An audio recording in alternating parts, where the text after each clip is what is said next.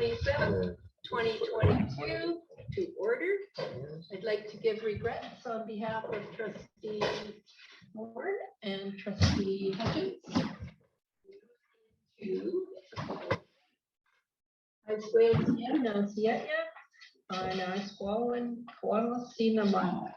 we respectfully acknowledge that we're meeting on the traditional and ancestral lands of the Coast Salish people, where we live, learn, and play.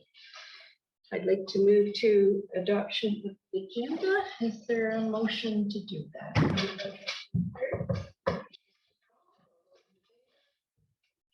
Carries. Moving to item 3, chair of the board, foundation skills assessment. And you will recall that last year we sent out a letter to our parents in schools indicating that our foundation skills assessment provide significant information for us in which to gauge the work that needs to be done in the district at the school level.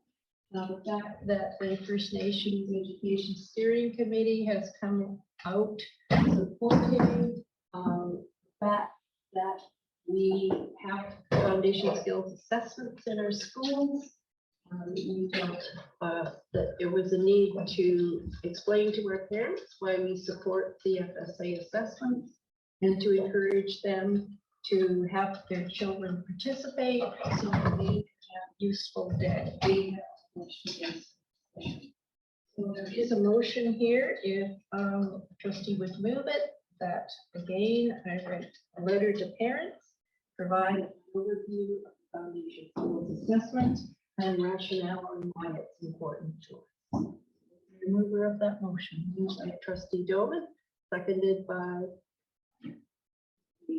Ember. Any debate on the motion? Trustee Croft. I understand the importance of the data that we gather for sure. And I just wonder if parents might need more than a letter. Would they like an opportunity to see a full session or what's on the test or how it's run? Is it all day? Is it really stressful? Is it no big deal? And I know a lot of parents have some pretty strong opinions on it. And you really have all the information you need to make a really good judgment. So I just put that out there and see if any of the team sees any merit in going a little further beyond that. Well, you need to put it into a motion if you wish the People just answer. Share to Madam Superintendent. We need a motion on the table if we're going to discuss. Oh, so we have to move this motion. Well, would that do it? this motion is already on the table. Okay, so Are you supporting this motion then? yes, I'm just asking a question. I really thought. I don't want to make another motion to put something in that everybody thinks is a bad idea. I'm asking a question. You need to deal with this motion and then come to a second motion. That sounds lovely. Thank you. I'm sorry to have taken you all off track. Your choice. Thank you. Trustee Doman. I know that this test has been controversial over the years. When the more data we have, and especially for Indigenous folks, the better. So that's why I'm supporting this. More data is better. Thank you, Trustee Doman. Further comments? Vote on the motion. All those in favor? Carries unanimously. And back to you, Trustee Croft. Did you wish to introduce another one? Not really, because I think it's going to get voted down, but if it gets me answers. I'd like to move that the board consider doing some ancillary activity in terms of educating parents about the FSAs. Moved by Trustee Croft. Is there a seconder for the motion?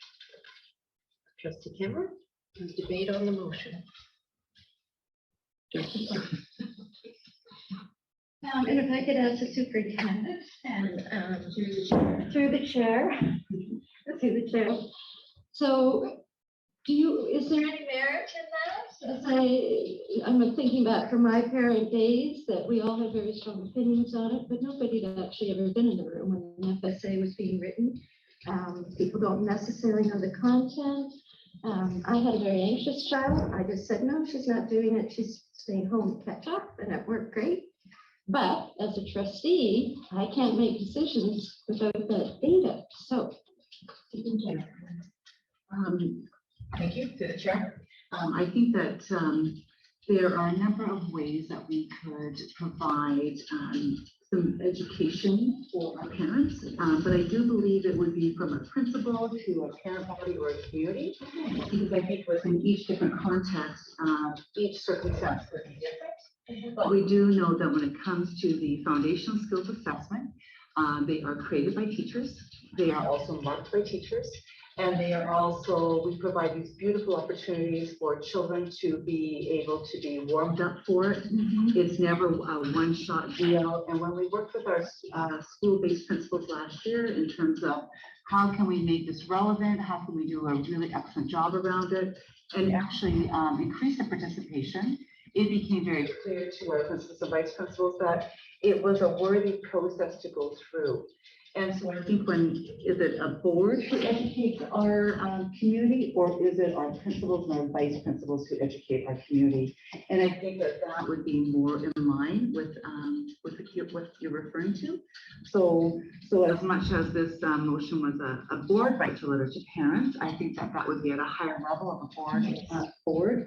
But when it comes to parents seeing how this process looks, going through their pack, getting a better gauge of how does it happen in grade 4, how does it happen in grade 7, how can they ease some of those tensions or those anxieties, because all educators want children to do this in a positive way. They want to get the best result that they can, a snapshot. And you know, it's great information at a very satellite way for us to know how well are we doing in comparison to other districts across the province. So I think it's a matter of allowing our schools to work with our community around that. Thank you. We have a motion on the floor. May I respond? Yes, and that would be your second time to speak. So trustee Crow. Okay. I didn't mean to suggest that the board should get their fingers into that, just that it wasn't going to be a good thing to do. It sounds to me, you're telling me this work is already being done. Yes. No. Thank you. I didn't have to take a motion. I could have had that answer. Thank you. Motion. Treasurer, could you read the motion back to us, please? So the Board of Education of School District 79 considers ancillary activities to inform parents about the FSA. Thank you. Is there further debate on the motion? Is there a way of withdrawing this motion so we don't have to vote on it? I think we've already been told that being done. And we aren't going to be doing it in the first place. Thank you. Thank you, Treasurer. And my motion to withdraw.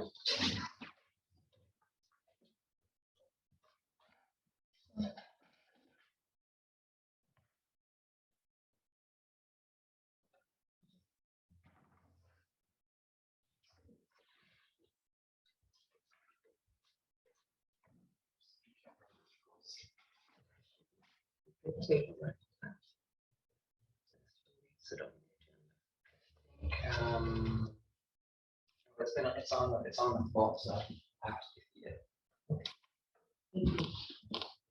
Further discussion on the motion. Mr. Gilbert?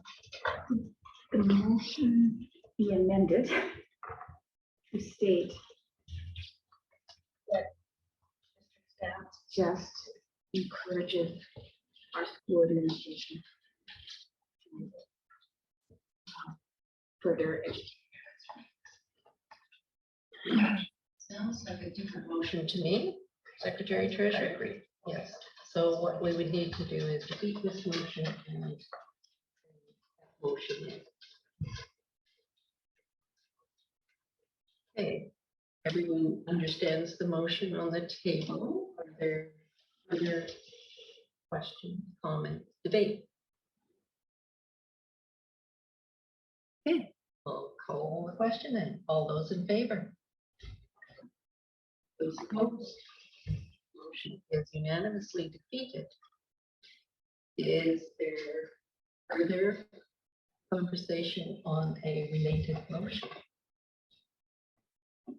Thank you very much. Let's move on to superintendent of schools. It's an exciting time around our vessel report. Superintendent. I think I was going to start with that. It's an exciting time. No, it is. This is our second annual Framework for Enhancing Student Learning. And I printed out copies for all of the board today. And I know that some of you may have it and others may not. But this is an obligation that is expected by the ministry. It's a report that we provide around our Framework for Enhancing Student Learning. That is to be given to the ministry by September the 30th of every year. As you're aware, I have some team members here and the educational senior team member on the side of us today. And at some point, maybe there may be a question that I may want them to answer, because each one of us actually takes one of these priorities and we create an action plan for it. And so I think that this is a high level document for public consumption to really look at and to see how well we're doing overall. So before I dive into it, I want to make a couple comments. And I think the comments would be that this is our roadmap, our strategic plans are a roadmap. This report is basically an observation of our roadmap and where we are. We are 2 years in on a strategic plan, but keeping in mind that we have gone through a pandemic. And I think that that's what I really want to highlight to the board, that we would love to have bigger, greater, grander results around some of our student achievement. But we have also gone through a period of time where we had many of our students and our families not be in attendance at schools, and or they were limited by some of our health and safety rules around masks and those types of things as well. And so I think that there was a comment made at some point in the last 24 hours that, you know, the pandemic has forever changed us as a community. And so keeping that in mind as we walk through this. So I just want to make a comment that the second page is from the Board of Education. And if the board approves the motion that's set out in front of you, that we would get your signatures and we would submit this by September the 30th, which would be in the next few days. And so you'll see here from the Board of Education, the changes that really occurred here was discussing our engagement with our First Nations communities, as well as around our local education agreements and our MOUs. But also in addition to that, our foundational guides. So you'll see on the side there, the Declaration of the Rights of Indigenous Peoples Act and Action Plan. That's something that we're presently reviewing and we're looking at around some of the actions that are related to education. And that's something that Charlie Coleman is going to be bringing back to our advisory, where we've identified some of those actions. The second page, going beyond education, this is our storytelling strategy. And so as much as we review through our school plans or through our Framework for Enhancing Student Learning at each of our school sites, we also have a very profound storytelling strategy where we talk about our bold vision, where we share what we're doing. And within this strategic plan, you can see that we have a number of other plans: finance, communications, technology, human resources, and operations. And every one of those plans are 3-year plans and or more. And so they are our handbooks or our side plans with regard to where we're going overall. So going on to the next page around student development. And here you're going to see the learner snapshot. And it really talks here about our FSA, that's our satellite data. That's why it's very important, because the ministry expects that we use our foundation skills assessment. It talks about our own district assessments we need to have, as well as what other data points do we triangulate to determine how well our students are doing. So you can see over here on the left-hand side, what does the data say around our literacy proficiency? So you can see here, grade 4, we're at 59%. Grade 7, 63%. Our numeracy proficiency is quite flat line there at grade 4 and 7 at 47%. But our participation rate, which gives us a much more detailed data point here, is 84%. So now, coming from last year, I think we had 72% participation rate in foundation skills assessment, whereas 2 years ago was 32%. And so we're getting a better picture in terms of how well our students are doing overall around foundation skills assessment. But saying that, we also use other sorts of data. So our student learning survey, you can see that in blue in the middle of the page, I'm getting better at reading. So that information was taken from our student learning surveys, where we ask our kids, am I getting better at reading? And you can see that, look at the change there from 53% to 81%. So maybe our data point around how well our kids are doing around foundational skills assessment is not moving up the way we'd like to, but it is also showcasing to our students and our families that we are focusing on our literacy initiatives. And so you'll see there down below, what are our commitments? Well, in the middle of the page, we have kept with a literacy coordinator at 2 of our schools. And that is our literacy coordinator at Coquitlam and Alexander. Plus those coordinators are also branching off to some of our other schools to support some of the learners if we see that maybe the students need that support. And then you'll see down below around what are our commitments. We've hired a district principal. We've developed our K-12 literacy plan. We are presently working on our numeracy K-12 plan. And we've just finished, and I think this is one of the biggest, heaviest lifting we've done, is we've created our own district assessments. And that has been very powerful. Our teachers have been part of that endeavor. And so we'll be putting that in place in this next few months, where we're doing our own district assessment made by our own teachers, and will be implemented. And so we're going to have some really quality data as we move forward. In addition to that, we're going to also have a dashboard where we can actually, schools and teachers can look at how well their kids are doing around that data. So we'll have satellite data, foundational skills assessment, we'll have district data. So we'll also have what the kids and the families have to say from the student learning survey. That's a bit of a learning snapshot and how we're doing there. And then if you moved over to the next page around the learning snapshot, you're going to see where we talk about career development.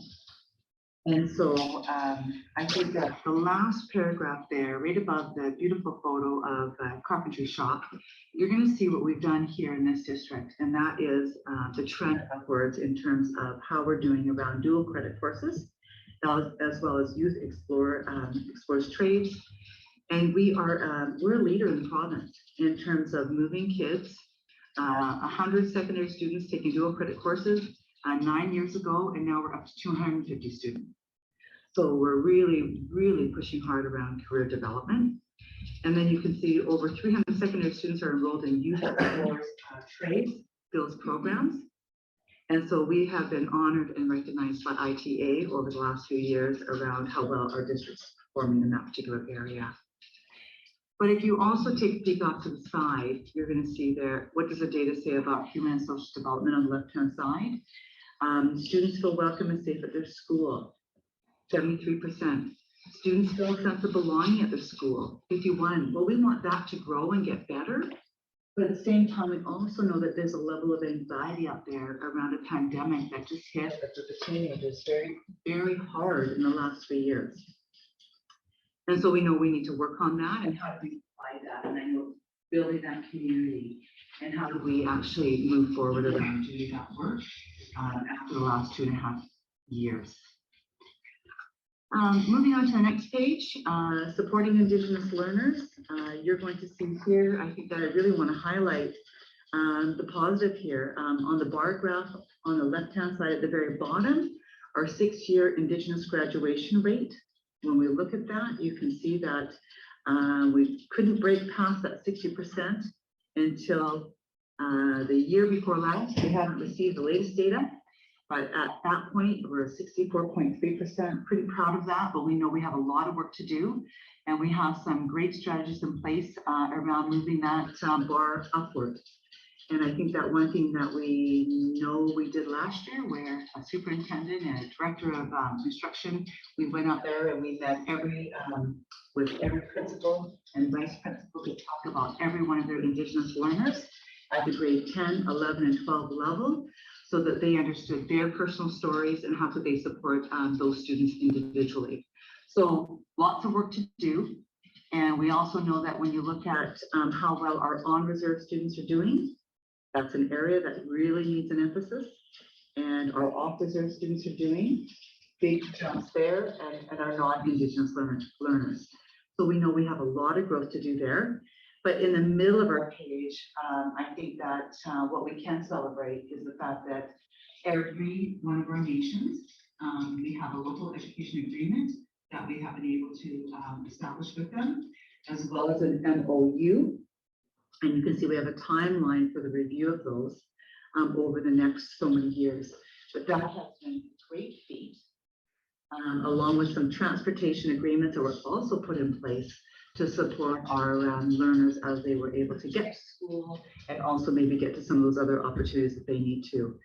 So we're moving forward, but a lot of growth is necessary, but I think we have the right things in place. Moving to the next page around supporting learners with diverse abilities. Again, we know that our students with diverse abilities have been most affected by the disruption of life and education in the last couple of years. But I think there's also some highlights. The bar graph on the left-hand side shows as well that we've had an uptick in the 6-year graduation rate as well, where we can see that 76% of our learners graduated in the 6-year graduation rate, and it's moving upward.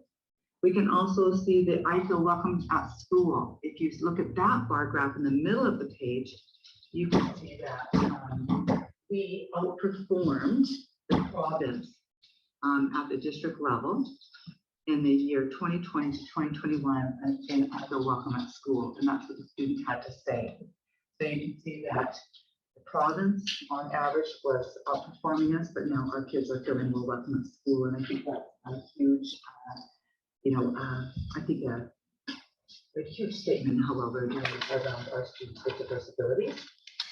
But if you look at our commitment below, and you look at the professional learning opportunities that we have provided all of our adult learners across the district, you'll see the things that we have been putting on, from everything from trauma-informed approaches, UKIRO, creating environments of comfort versus control for our little learners, equity leadership, coaching and facilitation with Shane Saphir, understanding privileged perspectives, culture and identity, decolonizing instruction, and trauma-informed instruction with Tom Carrick. Monique Grace Smith, we just had a great day with her yesterday, talking about how important it is for kids to feel safe, be cared about and loved in their classroom, and how can we make a difference for them. And then also truth and reconciliation with Kevin Mammers. So many things that our adult learners have been able to participate in the last year or two. And then moving on. And keeping in mind that this report is reflective of what the ministry expects around what we have to have in our framework for enhancing student learning. What are our kids doing? How are our Indigenous learners doing? How are our children with diverse learners doing? And how are our children in care doing? And so that's how we've actually put this report together. And so again, on the side, you can see that what are we doing? We're focusing on common curriculum, EASE, everyday anxiety strategies for educators K to 9, mental health literacy for grades 10 to 12, UKIRO, SOGI 1, 2, 3 in all schools. And presently right now, all of our secondary schools have created mental health plans that they're implementing this year. And that was through a great process of hearing from students and families around how well their children were doing and what do they need. And we're also looking at the social emotional plans for all of our elementary schools, and that is getting underway. But you can also see some of the other actionable items that are occurring around how we're supporting our kids in care. And then I'll move on to the next page, and you can see around our review cycle. How do we review our work? And so how do we engage and how do we review? I talked earlier about our storytelling strategy and how we get out there with some of our stories. And that carries from the voices of our people. It's called our street data. But here, what we do with our Indigenous education, we have all nations meetings with all of our nations. Our Indigenous education team meet once a month with each nation and the schools that service the children. And then on a quarterly basis, they meet with as an all nations meeting. I got to attend one of those today. And then we also look at our framework for enhancing student learning. And so school-based plans are reviewed 3 times a year. We deeply look into the processes, their goals, how do we support them, how do we collect their evidence. And so we have our schools put in triads where they review some of those school plans and they move forward. And of course, they also report out to the board once a month around some of those school plans at our BEBC meetings so that the board can hear what some of the plans are. And also, we have some great quality partnerships with many of our support community associations out there. So we engage on a regular basis with CFD, Leyland, Leyland, the Waltham, Health and Clement Center as well. So many of the team members around us, they have all those partnerships on a regular basis. And then lastly on this report, here at a glance in how do we look at some of our data. And here you can see that there's some changes this year. In September, we are looking at a new, it's called CHECK. It's a childhood experiences questionnaire. And so our families are working to fill out a questionnaire on how well their children are doing. And so they submit that. We're supporting their submission of that questionnaire. So it will be very helpful in how our kindergarten educators, I guess, receive those families and to know what they are saying about them. And then you can see in October, we have our district-wide assessments, our foundation skills assessments. November, Children in Care Snapshot, our district Indigenous snapshot. And in December, we have our provincial assessments at the grade 10, 11, and 12 level. And then we go through that cycle again. So many of these things have been just put in place when we started our strategic plan. And so when you see things like our snapshot, Children in Care and Indigenous education snapshot, those things are new. And so in the last 2 years, this is a way of monitoring how well our students are doing.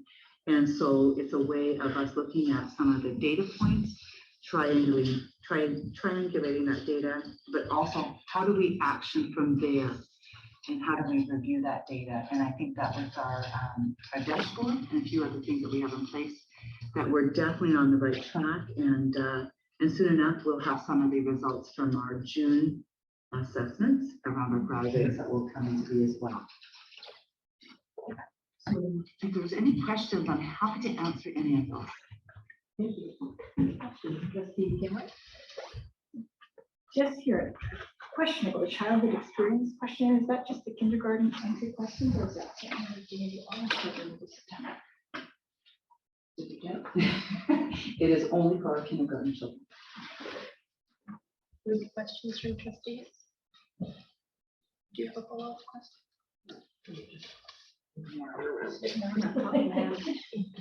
Thank you. Well, this is amazing work. Absolutely. Trustee Croft, Yes, that's what I was going to say, and I just think it provides fabulous guidance for moving forward. And not only discovering, to a certain extent what works and what doesn't work, but how students and families feel about what works and what doesn't work.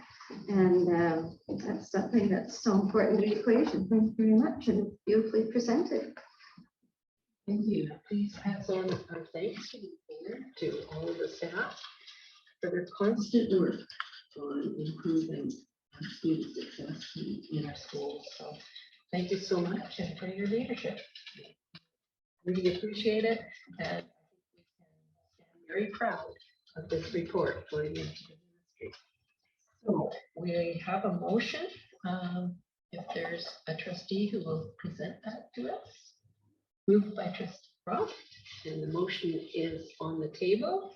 that the Board of Education of School District 79, Cowichan Valley, approves the framework for enhancing student learning report 2022 to 2023.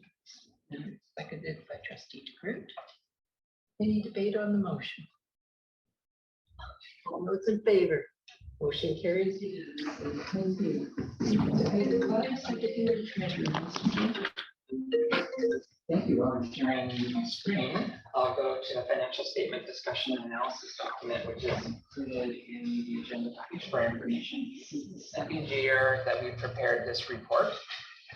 It is now a requirement of the ministry that we submit this for the end of September. So last year's was a test run, and this year's is a formal report. It's intended to make a connection between decisions of the board and the actual financial performance. So it is, yes, we review the financial statements, what the numbers actually mean. So I'm just going to quickly walk through. I'll thank Mike Russell for the photos and taking our spreadsheets and charts and putting them into this beautiful document. So quickly running through it, it begins with a statement of what the FSDA is, which I just explained. It is a report to summarize financial connection between board decisions and performance. And the results of the current year are discussed with comparison to the prior year actuals and the annual budget. So we have contents, and then we move into our territorial acknowledgement in this document. And then into information about the school district. So here you'll find some information about the number of students in the various grades within the school district. So you'll see our kindergarten enrollment, primary, intermediate, secondary, and total enrollment. This is where we have to complete it. That's varied from head count, which is approximately 8,500 on the head count. Quick question. What year is this data? This is 2021, 2022. This is the data related to the financial statements that will be presented shortly. Thank you. And continuing along, some more information about our school district. So here you can see multi-year reporting on the operating funding compared to enrollment. You can work out the amount that the board has received per pupil for each of those years. So you can see how it's grown over the last decade. And we now receive $10,430 if you take our grant and divide it by our full year enrollment. Looking at the enrollment chart, 2020, 2021 is that little dip there, which was down about 20-ish students and is now rebounded. And we'll explain in the report when we get to the financial statements where that rebound came from a little bit later. We then include our strategic plan, which is the document which the decisions around budget were based on. And move forward to our explanation of what's in the statement. So we talk about what's in the operating fund, and we talk about what's in the special purpose and capital funds. So in this case, a special purpose fund is a fund that's restricted by an external party for how this can be used. And school generated funds end up in those special purpose funds. And they're reported on a deferred revenue basis, with the remaining funds restricted for the purpose for the next year. And we're not allowed to have expenditures exceed revenues in any one of those funds. So if we go over a special purpose fund, if we were to overspend annual facilities grant or community link, the operating budget has to pick up the bill. So we carefully manage those. Capital relates to activities related to retaining capital assets, land, buildings, furniture, equipment, software, vehicles. So those are all included in the document. And looking at our numbers, we did grow by about 219 FTE over the prior year, which was a bit of a surprise. That resulted in additional classrooms needed. And we certainly know that in the future, if that trend continues, we'll need more classrooms and more schools. So some of the financial highlights, this is the amount that the board has received per student. Standard enrollment, $77.85. Oh, no, sorry, this is our FTE. I haven't got to the dollar amounts yet. So our FTE standard enrollment has gone up from 75.05 to 77.85 over the prior year, or you can see an FTE basis of about 219 students. That's right, remember. See in our designated students slightly down. English language learning almost stable, and growth in Indigenous education. Board received two special funds in this school year. One is the Restart Health and Safety Grant of $275,000 that was used to purchase additional custodians, personal protection equipment for staff and students, and provide mental health supports. And there was a federal safe return to class ventilation fund that was received, which was $170,000. That was used to purchase portable HEPA filter devices for spaces that didn't have mechanical ventilation and school ventilation upgrades.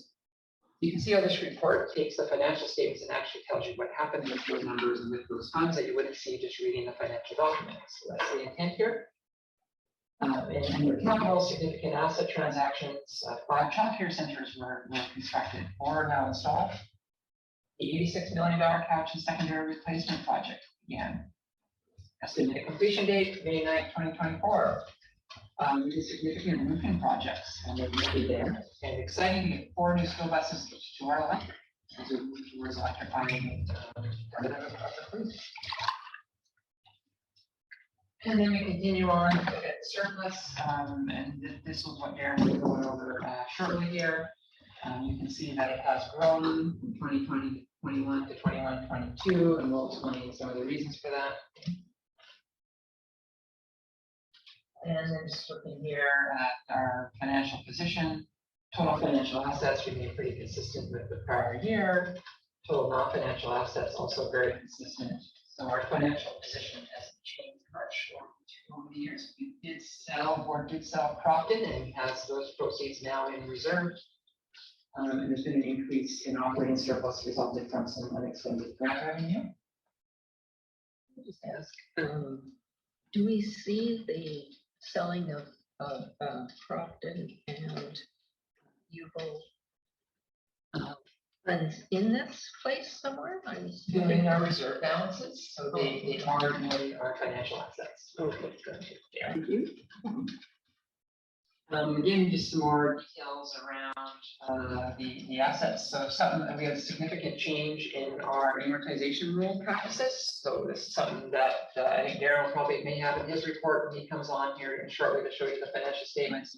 But we moved to something called the half-year rule. So previously, we didn't amortize or depreciate or reduce the value of an asset until the year after it was purchased. And that was permitted under the accounting standards that we were to follow up to this year. And now we're required to do what's called the half-year rule. So we amortize half the value of every asset we purchase in the year it's purchased. And that resulted in all sorts of restatements in our statements. We had to go back and redo all of our opening balances and our closing balances from last year.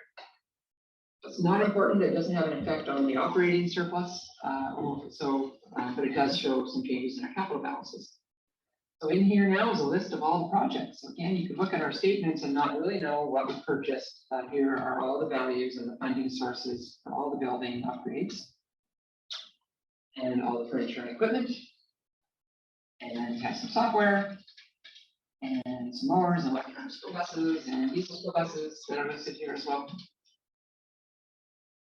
And then moving on, we have our accumulated surplus. So it is now close to 4%. Know that is now exceeding what would be considered to be the board's target surplus. So that's positioned well for the next couple of years around maintaining expenditures.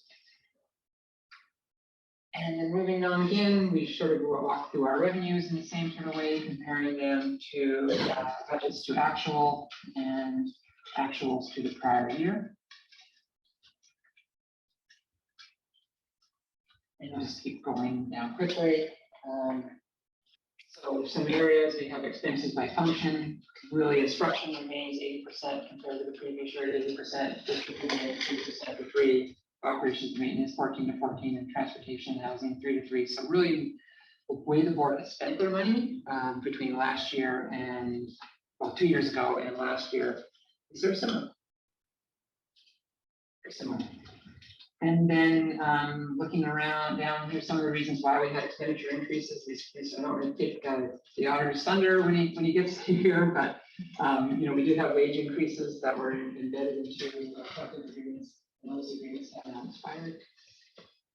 And we had other inflationary pressures that will be reviewed with the financial statements. And so looking at salaries and benefits remaining as a significant portion of the board's budget. This is consolidated, so this isn't just the operating, this is operating special purpose and capital. Salaries make up 69%, benefits 16%, services and supplies 11%, and amortization, depreciation of assets 4%. And then we have our various other statements here. So when we talk about risk factors, our last few years have been significantly impacted by COVID. Right now, things seem pretty good on the financial side around COVID, around what we're having to do for investing in additional in cleaning and personal protective equipment. But if something was to come back in a significant way, that could have an impact on the budget still. Enrollment is always a moving target, which we had a crystal ball.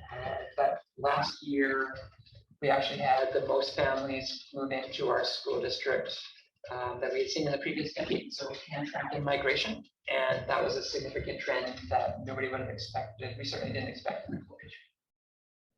And then space will be a risk issue as we move forward. We are going near capacity, and we need to be thinking about future schools and portables. How portable now we believe is about 225 by new, very significant. And we have inflation, which is going to have an impact even on the amended budget when we bring back to that in November, December, to start talking about some of the pressures that we're seeing. We just went to the gas pumps, you would know this week. They've gone up quite a bit, and that translates into the fuel that we pay for our schoolhouses.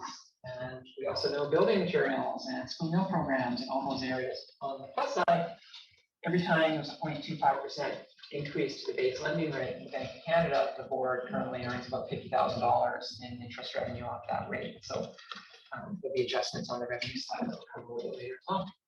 And now we're also into finalizing some bargaining is underway, and it's always a risk as we're funded kind of collectively as a system as to whether our district receives all that they should for funding those agreements when they come to place. So this is a good report that we're going to file. We got some upcoming projects working and through a school site acquisition charge process and along with facilities plan. So that's looking at what the board will need for future school sites.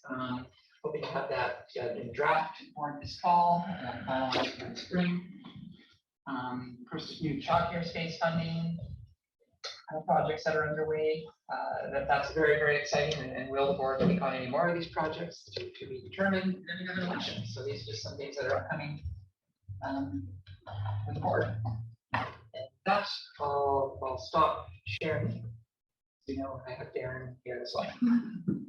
Thank you. Could we ask any questions at this point?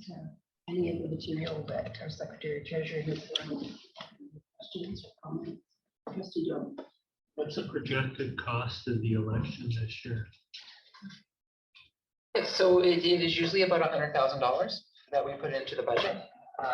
That is likely to be the cost that we share with all the municipalities through there. And electronic voting does come with a cost, but also gets us quick results.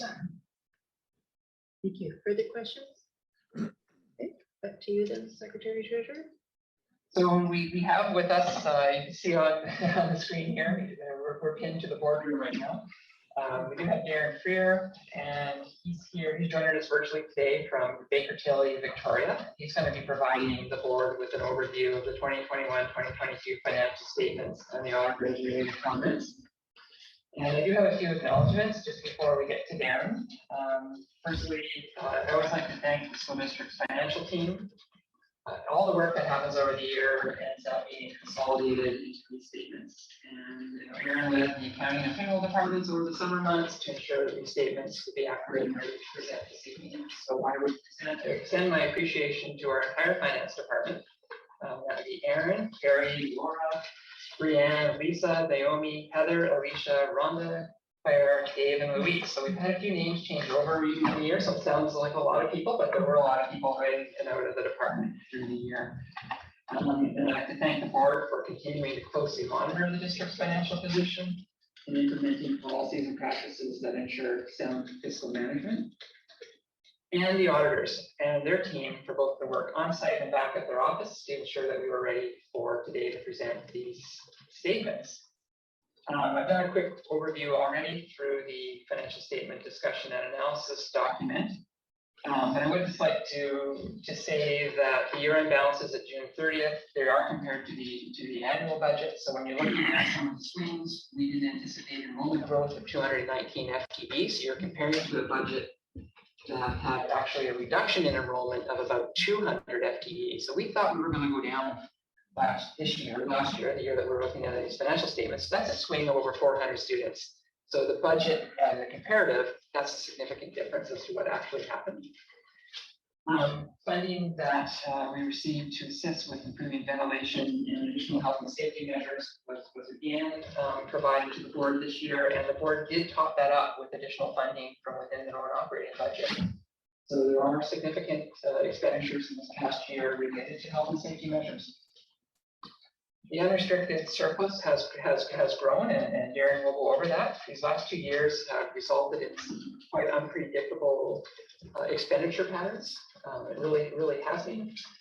Didn't predict the level of inflation that we would have, such as for diesel fuel and building materials and supplies. It was also very difficult on the health of staff.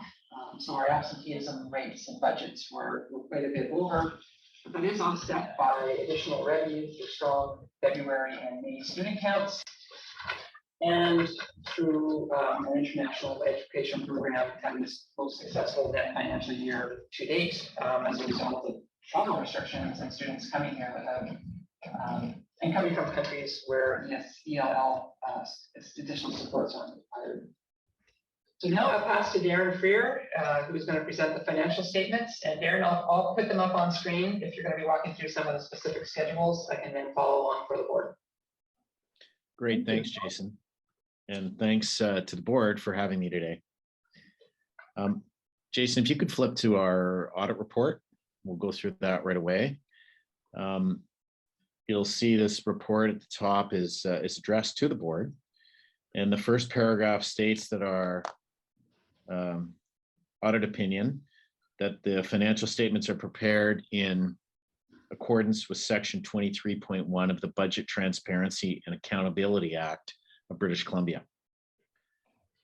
The next paragraph discusses that we are independent of the district and that the audit evidence we have obtained is sufficient and appropriate to provide our opinion.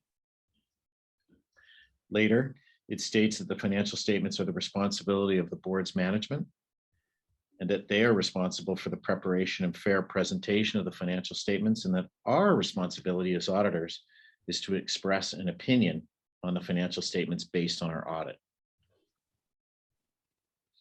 Right below the opinion paragraph, you will note the emphasis of matter paragraph.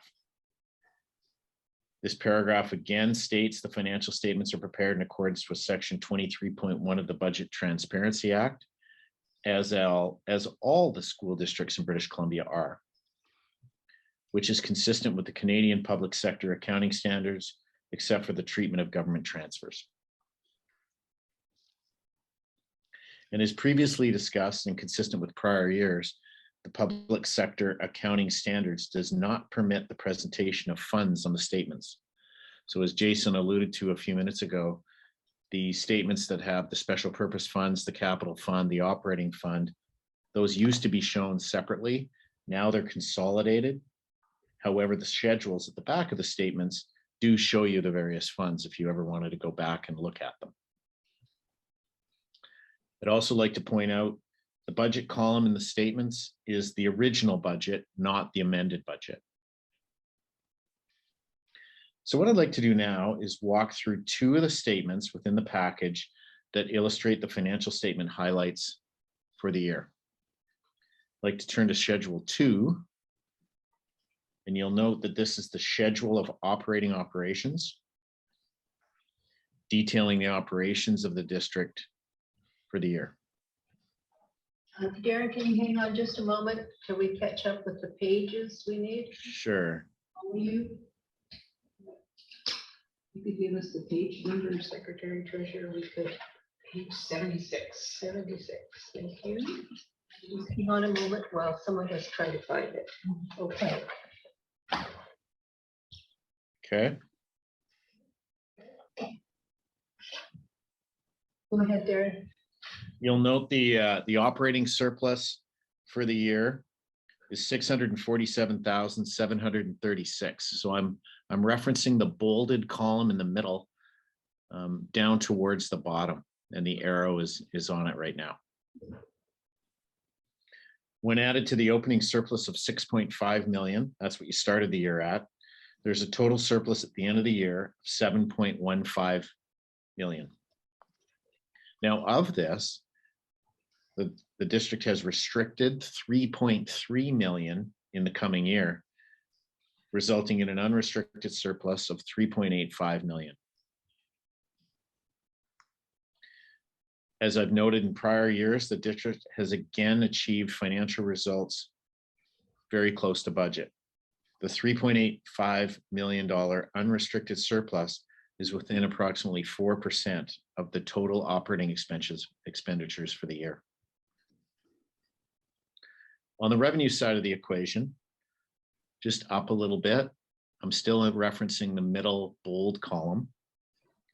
You'll see the total actual revenue was 92.4 million on a budget of 87.0 million, and is up from the 88.7 million spent last year. This 4.1% increase in revenue versus last year is a result of a number of factors. The increase in the operating grant due to the increased funding for the increase in students, funding for salary increases, an increase in the international offshore student revenue, and an increase in rental and lease revenue. I'd now like to look in a little more detail the expenses of the district. And that is best looked at on Schedule 2B. Thank you. Page 78. And what you see here is a schedule of operating expenses organized by object.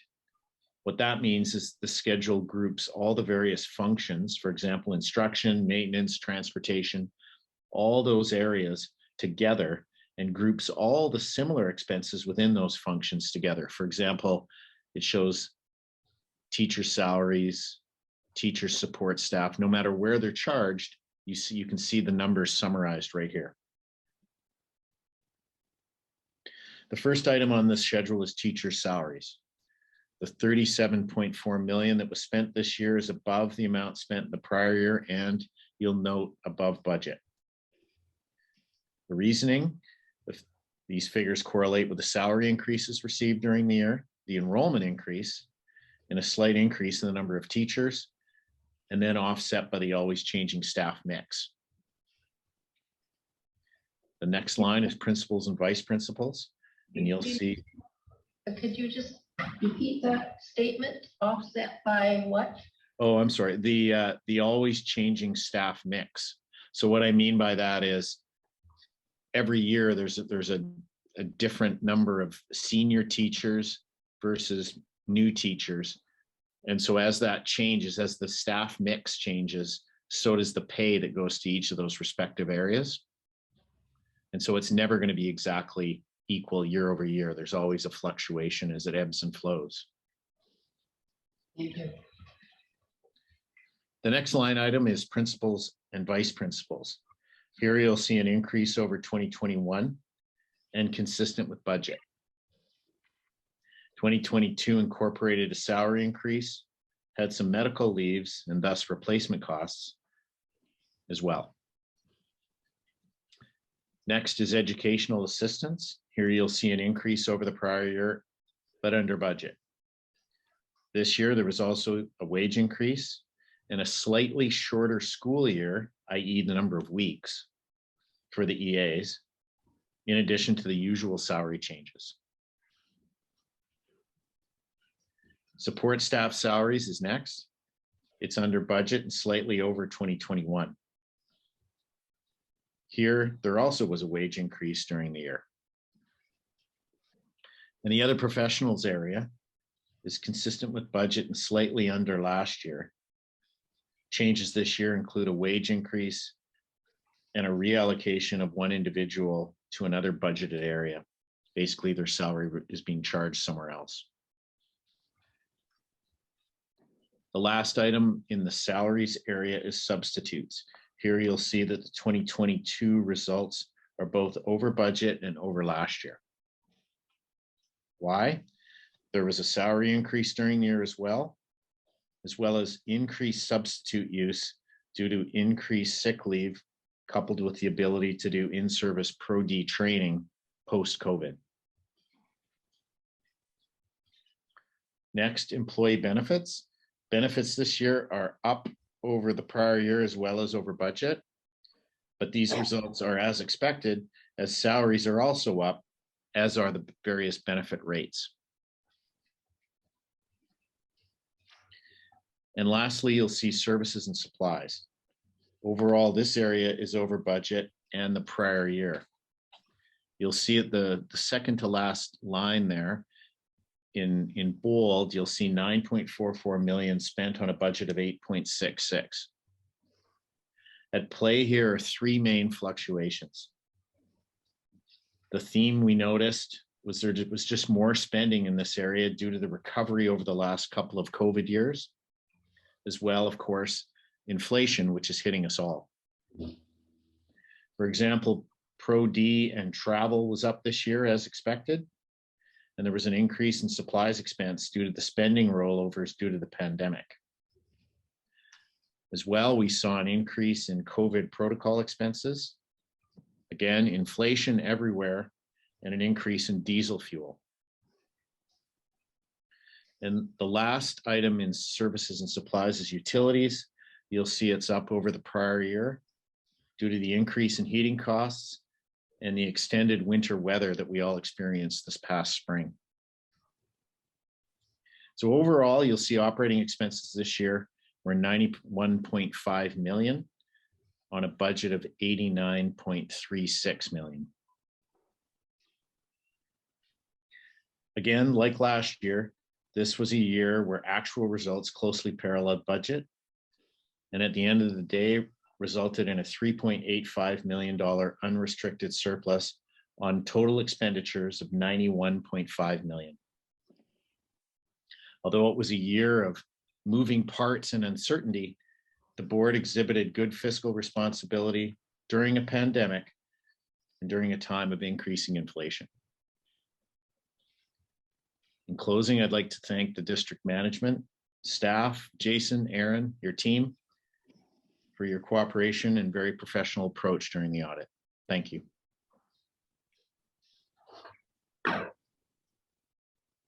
Secretary Treasurer? Thank the auditors for that summary, and agree that the financial statements reflect accurately the results of the school district over the last year. The board positioned the district in a good financial place for the next board coming in, as there is surplus that will help offset some of the most certain cost pressures that we're still to see around wages and inflation pressures to come. Thank you. Start by thanking you, Darren, for your detailed and thorough review of our financial statements, and providing us good recommendations and saying to us that we've done well. We've done well because we have the staff that does well to prepare us. And I'll pass to our audit chairs, Mr. Dolan, to the statement in regard to that. Thank Mr. Freer and all your staff for creating a great working relationship with Jason and Aaron and all our staff, and our board for building trust and allowing us to trust you, our auditors. But it really helps us trust our staff into making sure that they are doing the right things and have their heads in the right places, heads and hearts in the right places, and they do a very good job. And I would like to thank you. I'd like to thank our staff, Jason, Aaron, and all your people for doing such a great job. And it's very comforting to know that everything is looked after very well. Thank you. Trustee Yeoman, on behalf of the board, should we just applaud? We do have a motion on our agenda to ask that the Board of Education of School District 79, Cowichan Valley, adopt the 2021-22 financial statements. Mover, Trustee Dolman, seconded Trustee Croft. Any debate on the motion? All those in favor? Carries unanimously. Thank you. And we're moving to adjournment. Motion to adjourn, Trustee Root, and seconder, Trustee Dolman. All those in favor? Motion carries. Thank you.